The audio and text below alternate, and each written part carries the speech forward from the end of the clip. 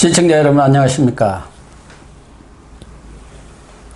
8월 14일 시사정담 시작하겠습니다. 시청자 여러분, 문재인 대통령의 지지율이 RN서치에 이어서 갤럽 조사에서도 40% 선이 무너졌습니다.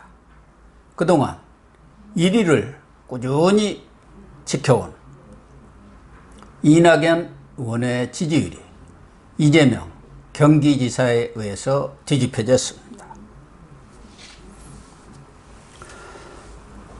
서울 민심이 완전히 뒤집어진 데 이어서 이 정권을 지탱해주는 텃밭이라 할 수 있는 호남권도 이상 기류가 감지되고 있습니다.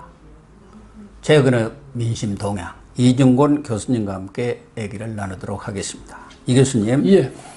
RN서치 조사에서 이미 40%대가 깨졌습니다. 예. 지난주 11일인가요? 그 조사에서 38.7%가 나왔는데 지금 갤럽에서 오늘 바로 발표한 예.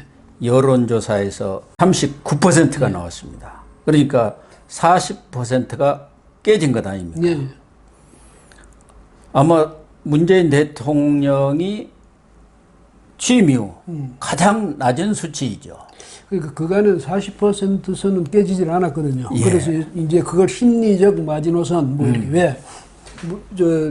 사실은 지난 대선 때 41.04% 나왔잖아요. 그런데 어쨌든 대개 40% 정도 되면 이제 그게 마지노선, 그 밑으로 떨어지면 상당히 이제 위기다, 레임덕에 빠졌다, 이런 이야기를 하는데 이번에 보니까 정말로 이게 물론 옛날에 다른 여론조사 회사들이 했을 때도 그렇지만은 정기적으로 이렇게 하는 이런 회사에서는 처음이거든요, 이게. 특히 갤럽은 우리나라 여러 여론조사 기관이 있고 또 우리 국민들이나 시청자들께서도 여론조사 결과에 대해서 그렇게 믿지는 않습니다만 그래도 우리나라에서는 최고 신뢰도를 자랑하는 것이 갤럽이기 때문에 많은 국민들이라든가 또 정책 당국자들, 정치인들도 갤럽 여론조사가 나오면 촉각을 곤두세우지 않습니까? 그런데 지금 막 나온 따끈따끈한 여론조사에 긍정이 39%, 부정 53%로 문재인 대통령 취임 이후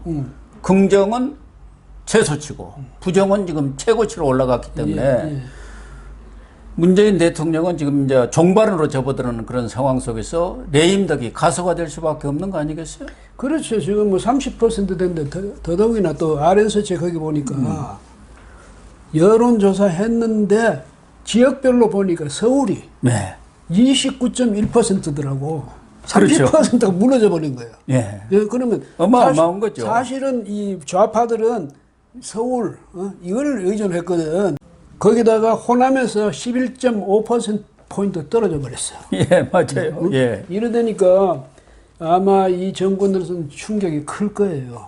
그런데 사실은 문 대통령이 지난 3월까지만 해도 계속 하락세였거든. 그러다가 아이러니컬하게도 코로나 덕분에 오히려 코로나 덕을 봐가지고 5월달 되면 어떤 조사에서는 75%까지 나온 데도 있었어요. 그래 넘어가다가 이제 7월 들어서 다시 무슨 데드크로스입니까 이제 들어갔는데 문 대통령이나 민주당이 그때 겸손했어야지. 그런데 갑자기 총선에서 180석 얻고 이렇게 되니까 완전히 혼이 나가버린 것 같아. 이 사람들이 권력에 취해버린 거죠. 취해버렸어요. 마치 주사 민이 마음대로 민주당 마음대로 해도 된다.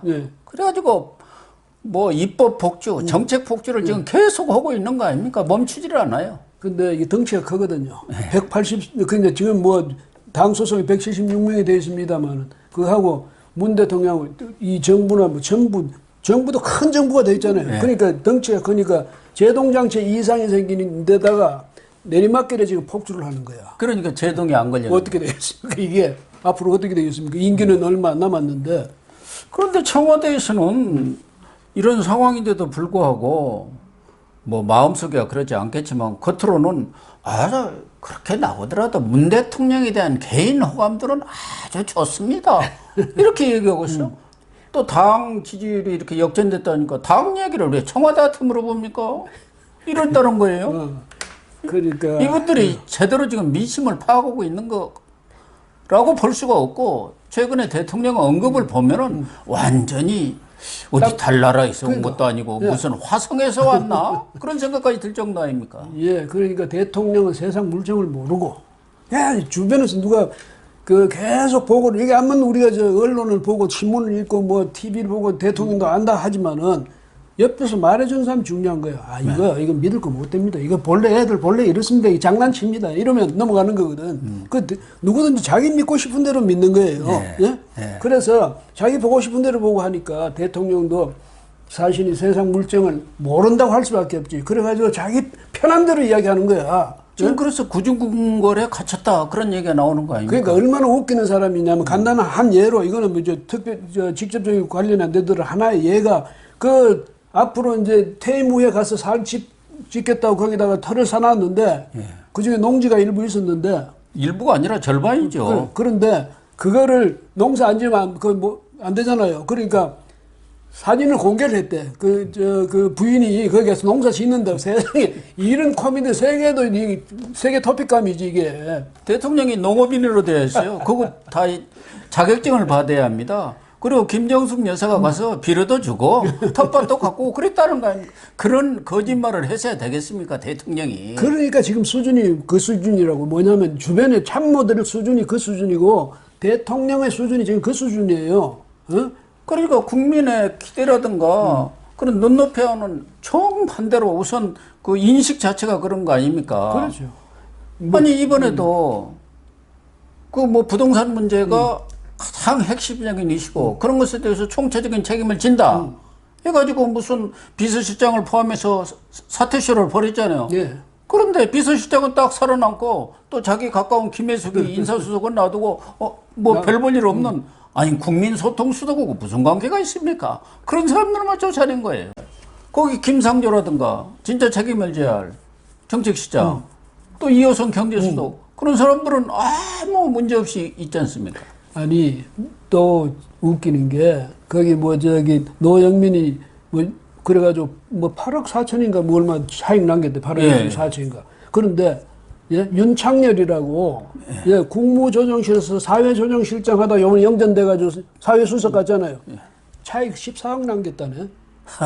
이야, 이 정도 되면 그거 할만하잖아요. 차익 남겨고, 거기가 수석되고, 영전하고, 그러니까 청와대 집 하나씩 팔면은 수석 되는 거고 안 팔면은 수석 쫓겨나는 거예요. 네. 그래서 그 청와대의 도덕성이 그 정도예요. 그러니까 이런 정권을 국민들이 지지할 리가 없지 않습니까? 지난번에는 코로나라는 특수한 상황이 생겨갖고 방역 잘하는 것도 아니에요. 그런데 거기에 이제 혹 해갖고 국민들이 엄청나게 밀어준 거예요. 그런데 이제 민낯이 드러난 것 아닙니까? 또 대통령이 얼마나 더 웃기냐면, 그게 다 홍남기나 김상조 보고를 그래 했었겠지만은, 우리가 말이지 지금 경제 성장률을 보면 OECD에서 1등이라는 거 아니냐. 왜? 다른 나라는 많이 떨어지는데 우리는 덜 떨어졌다고? 세상에 말이지. 그럼 작년, 재작년에, 다른 나라 코로나 전에 다른 나라 잘 나갈 때 우리는 뭐 했는지 그거는 말 안 해. 그 다음에 못 나가다가 덜 떨어졌으니까 그거는 우리가 1등이래. 이런 식으로 대통령 인식이 그 모양이에요. 거기다가 집값, 박주민 의원이 그랬더니 누가 또 그랬어. 대통령 말 맞단 말이야. 이제 효과가 나타난다, 부동산 효과. 내년 봄에는 나타난다는 거 아닙니까? 아니, 지금 벌써 나타나고 있대. 아니, 문재인 대통령이 우리 경제가 뭐 하반기 좋아진다, 내년 초에 가면 좋아진다, 뭐 그런 얘기를 한 적이 한두 번이 아니에요. 그럼요. 무슨 회견이라고 것도 자주 하지도 않았지만 할 때마다 언제 좋아질 거다 했는데 그게 맞은 적이 한 번도 없고 계속 꼬라박은 거 아닙니까? 글쎄 말이죠. 그래서 이 대통령이 아까 고 교수 말씀처럼 정말로 어디 다른 별에서 오셨는지 어느 별에서 오신 분인지 모르겠어. 그런데 지금 이렇게 민심이 아주 흉흉하니까 이번에 청와대 참모진 개편은 전혀 효과를 보지 못했잖아요. 오히려 역효과를 났다고 봐야죠. 그러니까 또 개각을 좀 앞당긴다 이런 보도들이 지금 흘러나오고 있는데 그게 또 묶여요. 개각 대상이 박능우 보건복지부 정경두 국방부 장관이라는 거예요. 그 사람들이 제1순위라는 거예요. 아니 이게 민심보고는 엇박자가 나다. 물론 이 사람들도 그만둬야 할 사람들이 진짜 그만둬야 할 사람인데 지금까지 있는 것도 문제지만 아니 지금 문제가 되는 것은 홍남기 김현미 아닙니까? 근데 홍남기는 경제 총수로서 역할을 잘했습니다 하고 어젠가 뭐 또 칭찬하고 있었잖아요. 그러니까요, 자기 편한 사람은 앉혀놓고 또 껄끄러운 사람이거나 혹은 이번에 누가 희생시켜야 되겠는데 누구를 시키나 이럴 때 만만한 사람, 이런 사람은 놔두겠다는데 지금 말씀하셨듯이 정경두, 거기 뭐 강경화는 이번에 이름도 거론도 안 되더라고. 강경화 뭐 이런 사람들은 사실 진작에 정리된다고 했다가 끝까지 지금까지 버티고 있는 사람이고, 박능훈은 또 뭐냐면 전번에 초기에 말이지 문 열어놓고 뭐 모기 잡냐 이랬더니 겨울이라서 모기 문연 안 들어옵니다. 이런 소리 하던 건데 그때 박능우 교체하라고 그때 요구가 많았거든. 근데 대통령이 지금 그 참모란 친구들 생각하니까 이 사람들 김상조나 이 홍남기 이런 사람들 김현미나 자르니까 누구 자르면 좋겠는데 효과가 있겠네. 저는 저 사람들이 여론에 아주 지탄을 받았어. 장경도하고 박능우하고 이래서 지금 그렇게 골라낸 것 같아요. 그 이왕 고르면 강경화도 끼워넣지. 강경화는 뉴질랜드고 뭐 여기에서 해외 공간에서 그런 사고가 많다면서요. 이번에도 사실 책임져야 할 사람이 청와대 참모들 중에서는 책임을 안 지고 여기서도 내각에서도 이런 사람들을 뭐 당장 그만둬야 할 사람이지만 진짜 그만둬야 할 사람 김현미 같은 사람은 비서실장으로 검토를 했다는 거 아닙니까? 근데 여론이 워낙 역풍이 거세니까 걷어들여버렸다는 이런 인식을 지금 갖고 있는 것 자체가 문제 아니겠습니까? 전에는 뭐 총리감으로도 그것도 거명되대. 그 김현미가 대단한 모양에 집값 올리는 데는 아주 끝내주는 사람이에요. 그러니까 이게 그야말로 마이다스 손이야. 만지면 집값 올라가. 그러니까. 예? 뭐 김현미는 뭐 문재인 대통령이 당에서 대표 시절에 비서실장도 하고 또 이렇게 뭐 입안에 혀처럼 이렇게 잘 구는지 어쩌는지 그러니까 그렇게 챙기고 아끼는 거 아니겠습니까? 예. 김현미, 유은혜, 강경화 이 세 여성을 그렇게 끔찍이 아낀다고 이렇게 소문이 나 있지 않습니까? 그러니까 이 대통령이 누구예요? 이번에 뭐 추미애가 저번에 얼마 전에 인사해놓고는 뭐 인사가 만사다 이렇게 이야기도 하던데 대통령도 인사가 만사인 줄을 알 텐데 인사를 이런 식으로 자기 편의대로 인사를 하면 결국은 누가 손해봅니까? 자기가 손해보지. 그 다음에 그렇죠. 국민이 손해보고. 그런데 이거를 자기가 모르는가 봐요. 이렇게 하면 뭐 민심이 다시 돌아올 것이다. 천만의 말씀이지. 또 하나 오늘 조사에서 좀 특이한 것은 그동안 뭐 이낙연 의원 전 총리죠. 이분이 꾸준히 뭐 많이 올라갈 때는 40%도 넘어서는 적도 있을 정도로 1위를 유지를 해왔는데 이재명 지사가 지난 대법원에서 거짓말은 뭐 적당히 해도 괜찮다 이런 판결로 족쇄를 풀었지 않습니까? 그 이후 지속적으로 치고 나오잖아요. 여러 면에서. 그래서 오늘 여론조사에서는 이재명 19%, 이낙연 17%, 윤석열 9%로 어쨌든 이재명 경기지사가 이낙연을 뒤집었어요. 뭐 저희들 지난주인가도 여론조사 갖고 지고 얘기할 때도 아마 이번 주 내에 이재명이가 뒤집겠다 그런 내언을 예측을 저희들이 했는데 똑같이 된 겁니다. 그러니까 이재명이라는 사람은 보면 참 비호감은 비호감인데 이게 아주 재빠르게 대처를 해요. 그 다음에 분명하게 대처하고 그러니까 한쪽으로 보면 영리한 측면이고 또 보면 영악한 측면이고 또 못돼 빠진 측면이 있거든. 있는데 그 여하튼 특색이 있는 거예요. 그런데 이낙연이라고 딱 생각하면 특색이 아무것도 없어. 뭐 떠오르는 게 없어. 물에 물탄도 술에 술탄도 그 대답은 매끄럽게 해나가는 그 재주밖에 없었는데 옛날에 이낙연 의원이 그렇게 독보적으로 앞장서 갈 수 있었던 것은 다른 대안이 없었잖아요. 그런데 이제는 이재명 이 지사도 완전히 대법원까지 해가지고 지금 뭐 거짓말 적당히 하는 정도는 용서할 수 있어 이래가 돼가지고 풀어줬으니까 이제는 뭐 이재명 씨 이 지사가 이제 아마 날개가 돋친 듯이 뛰어다닐 거예요. 그러고 나면 이낙연의 시대는 이낙연이 좋았던 시절은 이제 끝난 거 아닌가? 젖은 낙엽이 돼버린 건가요? 저희가 얼마 전에 이낙연 젖은 낙엽 되나 이렇게 했더니 그냥 시청자들 반응이 폭발적이더라고. 그런데 이낙연 의원도 이 특색이 없는 거지만 또 나름대로 진중한 면, 또 여러 캐리어가 안정적인 거, 이런 것들을 볼 때 아마 이낙연 의원이 이제 실연기로 접어든 것은 틀림없지만, 그렇다고 해서 이재명 지사가 또 현재처럼 꾸준히 또 1위로 간다는 보장도 또 없는 것 아니겠습니까? 왜 그러냐면 이러다 보면 또 오바를 해요. 지금 민주당이 오바하는 것도 똑같아요. 잘 나간다고 하다가 지금 완전히 꼬꾸라지고 있지 않습니까? 그런데 지금 경기장에, 경기장에 지금 들어와서 뛰는 사람들은 지금 이낙연, 이재명밖에 없어. 다른 사람 누가 경기장에 아직 들어오지도 않고 있어요.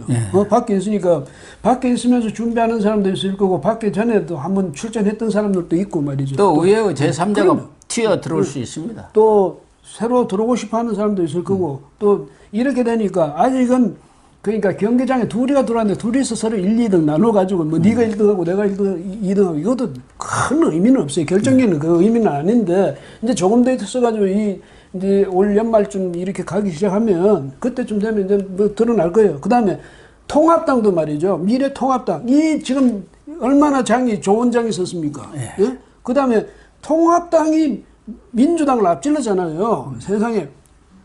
그러니까 이걸 보더라도 이제 통합당도 정신 차려야지. 지금까지는 반사의 이익만 보고 있는데, 그건 보면 누굽니까? 그 비례대표, 김종인 비례대표, 비례대표가 부산 대책위원장, 이 양반도 아주 운이 좋은 분이야. 그런데 어쨌든 이제 운에만 기대하고 반사의 이익에만 기대할 게 아니라, 이제는 자기들도 뭔가 능동적으로 적극적으로 생산을 해내야지. 정책도 생산해내고 해야 되는데, 그래서 거기서도 이제 대선 주자도 만들어내야 될 텐데, 아직은 무슨 액션이 없는 것 같아요. 근데 최근에 이 여론 동향 중에 또 관심을 끌 수 있는 게, 말씀하신 대로 호남에도 변화가 지금 보이고 있거든요. 서울은 이미 뒤집어졌고, 아까 얘기한 대로 29.1대 65.5로 나왔으니까, 뭐 서울의 경우는 이 부동산 정책의 실패로 인해서 국민들이 완전 지금 폭발을 하고 있는데. 속 뒤집어지는 거지. 저도 마찬가지예요. 지금 전세를 어디서 구해야 하는데 구할 길이 없어가지고 아주 그냥 골치를 썩히고 있습니다. 아니, 가만히 있고 잘 흘러가는 데다가 무슨 임대차 3법이다 아무한테도 도움되지 않은 일을 해가지고 이렇게 민심을, 국민들을 아주 고달프게 만들어버리는 거예요. 거기다 몇 억씩 지금 올라가지고 그 돈을 어디서 마련할 겁니까? 그러니까요, 지금 뭐냐면 이렇게 쥐어짜면 누가 제일 고통받습니까? 돈 있는 사람입니까? 서민들이 제일 고통받죠. 그러니까 이 사람들 웃기는 사람이 서민들 위해서 정책을 편다면서 서민들 목죄하는 정책을 펴고 있잖아요. 이러니까 서울 시민들이 가진 사람은 가진 사람대로, 못 가진 사람도 못 가진 사람대로 지금 속이 불이 나는 지경이죠, 지금. 어쨌든 서울 민심이 뭐 지금 민주당한테 이반되어 가고 있는 것만은 틀림없는 것 같습니다. 아니, 현실적으로는 아직 민주당이 뭐 그런 점에서 우위라고 봐야죠. 우위라고 보고, 문제는 이제 통합당이 뒤집을 계기를 찾았다는 거. 근데 여력이 생기고 계기가 만들어진 거예요. 그게 중요하다 이 말이죠. 이게 호남의 경우도 과거에 김대중 전 대통령은 영남 쪽에 세를 확장한다 해서 동진정책이라고 했는데, 김종인 지금 비대위원장은 호남 쪽으로 서진 전략을 쓰고 있어요. 그동안 황교안 대표 시절에는 완전히 호남을 버린 자식, 아예 버려버렸지 않습니까? 지난 선거 때 공천도 몇 군데 못할 정도로 아예 그냥 사람도 보내지도 않고, 김무성 전 대표가 여수에 출마한다기도 하지 말라고, 호남 본부장 하겠다는 것도 가지 말라고 이렇게 할 정도로 호남을 푸대접했는데, 그 결과가 총선으로 나타난 거 아닙니까? 호남은 말할 것도 없지만 출향민들이 이 서울이라든가 수도권에 30%를 점하고 있는 사람들 다 돌아선 거죠.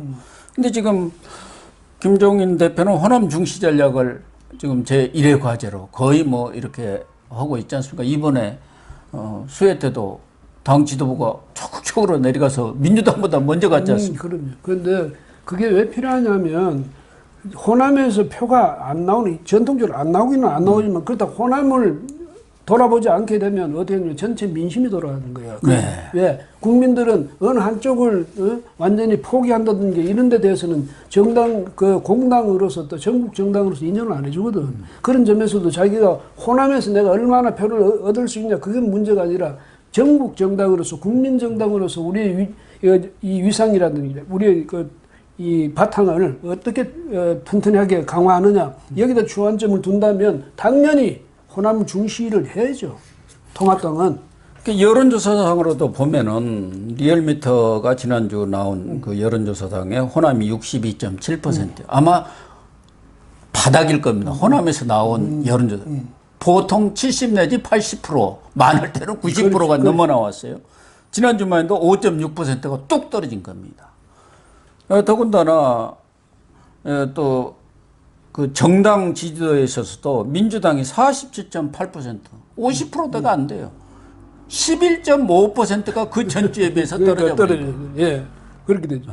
60%가 넘었던 게 50% 이하로 떨어져 버립니다.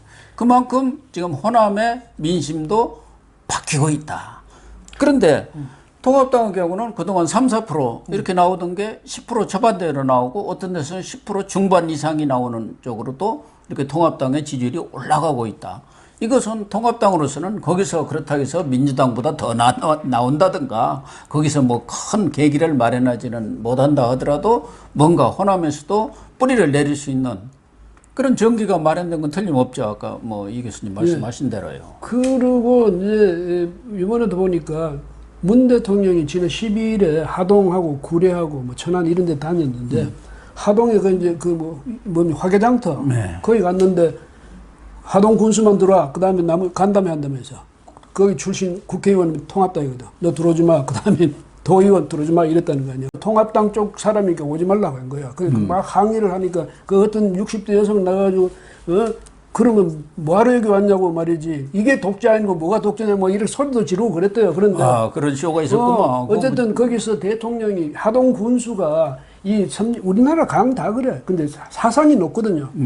강 바닥이 높으니까 비만 오면 홍수가 나는 거예요. 네. 그래서 이 사람들은 계속 이 섬진강 이 하상 이거 좀 준설해 달라고. 그러니까 4대강 때 거기다 해야죠. 섬진강도 계속 못 오게 하고 그런 거 아닙니까 그동안. 이번에도 그랬어. 대통령한테 또 건의를 한 거야. 이제까지 이렇게 해서 안 해줬는데 이번에 좀 해주십시오 이랬더니 대통령이 거기다 대답을 안 해버린 거야. 왜? 대답하면 4대강 보호 잘했다는 게 될 수밖에 없잖아. 그러니까 대답을 안 하고 딴소리를 해버린 거예요. 그래서 그렇게 되면 구례 쪽 사람이나 뭐 이쪽 사람들은 기분 얼마나 나쁠 건요. 우리는 그렇게 지금 저 홍수가 져가지고 이렇게 수해를 입었는데도 대통령 거기에 대해서 말을 안 해줘. 대책에 대해서. 이렇게 되니까 호남 민심도 기분 좋을 리가 없잖아요. 뭐 그런 것도 있지만 호남 사람들은 기본적으로 그동안 뭐 총리도 2명이나 시켜주고 국정원장도 시키고 그런데 그런 것은 일반 민생, 호남 사람들한테는 별 도움이 되는 게 아니에요. 본인들만, 자기들만 출세한 거지. 호남 사람들한테 진짜 필요한 것은 거기에 공장도 지어주고 일자리 만들어주고 그런 것은 지금 하지를 않는다는 거예요. 새만금 개발한다고 그렇게 큰 소리를 쳤는데 지금 뭐 3년이 지나도록 아무게 된 게 없어요. 그러니까 호남 사람들은 도대체 이게 뭘 했느냐. 그 몇 자리 준 게 무슨 호남한테 도움이 된 거예요. 더군다나 검찰의 빅4 뭐 좋은 자리 그 4자리를 다 호남 사람들한테 주니까 결국은 호남 사람들 욕먹는 자리에 칼잡이 시켜가지고 방패 맞기 역할에 한 게 더 있느냐. 오히려 호남을 왕따시키고 호남을 고립화시키는 그런 전략만 써가지고 자기들을 꼼짝을 못하게 만들어 놓는 거예요. 다른 데도 가지도 못하게.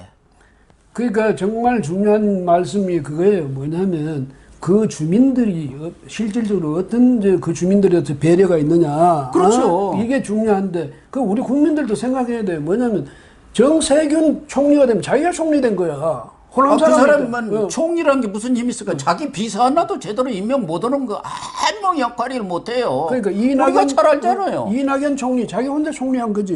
뭐 호남 사람이 다 총리한 거 아니잖아요. 그 특정인 몇 명은 그 사람이 호남이든 영남이든 뭐 충청이든 그 사람은 뭐 각자의 문제예요. 그런데 그걸 가지고 우리가 대접받았다 이렇게 생각하면 그게 이제 착각 현상이 착시한 착시. 네, 그래서 착각 현상이. 이런 걸 생각하면 앞으로 우리 국민들도 그거 가지고 따질 일이 아니에요. 네. 뭐 우리 이름이 같은 호남이니까 호남 사람 가서 됐으니까 우리 기분 좋다. 그 정도지. 예? 좋을 것도 아무것도 없는 거예요. 자기들 혼자 아보고 충성해가지고 출세한 것이지 그 지역 사람들의 어떤 민생이라든가 직접적인 도움되는 게 뭐가 있습니까? 그리고 그걸 그러니까 아까 말씀하셨잖아요. 그거 이용하는 거야. 완전히 이용하는 거죠. 이용해가지고 저 아주 뭐 크게 뭐 봐주는 것 같이 하는 있어도 자리 하나 주고 말이지. 근데 총리가 아까 말씀하셨잖아. 총리가 할 수 있는 일이 뭐 있어요? 아무것도 없잖아요. 총리 운운하고 해봐야 결국은 청와대에서 다 하잖아. 청와대에서 다 하고 청와대가 엄청나게 비대해져가지고. 청와대 비서관 수석만도 못해요. 역할이나 힘은. 예. 그렇게 되고 요즘 뭐 장관 그거 하고 싶어서 그런 모양인데 장관 하면 뭐예요? 청와대 가서 허가받은 추미애 굉장히 못되게 하지만 그건 자기 폼 잡는 데는 아주 좋지만 인사 하나 자기 마음대로 하겠습니까? 결국은 청와대에서 명단 내려오면 그거 발표를 했지. 이런 정권이에요, 정권이. 참 한심한 정권입니다. 네, 시청자 여러분, 정말 민심이 대폭발하고 있습니다.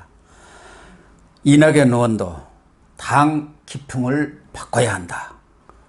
또 김부겸, 다른 이 당권 주자들도 국민에 대한 경고를 엄중히 드려야 한다. 이렇게 말은 하고 있는데요. 문제는 문재인 대통령과 그 접근 참모들의 인식이 바뀌어야 하는데 과연 그 사람들의 생각이 바뀔까요? 그게 의문입니다. 시청해 주셔서 감사합니다.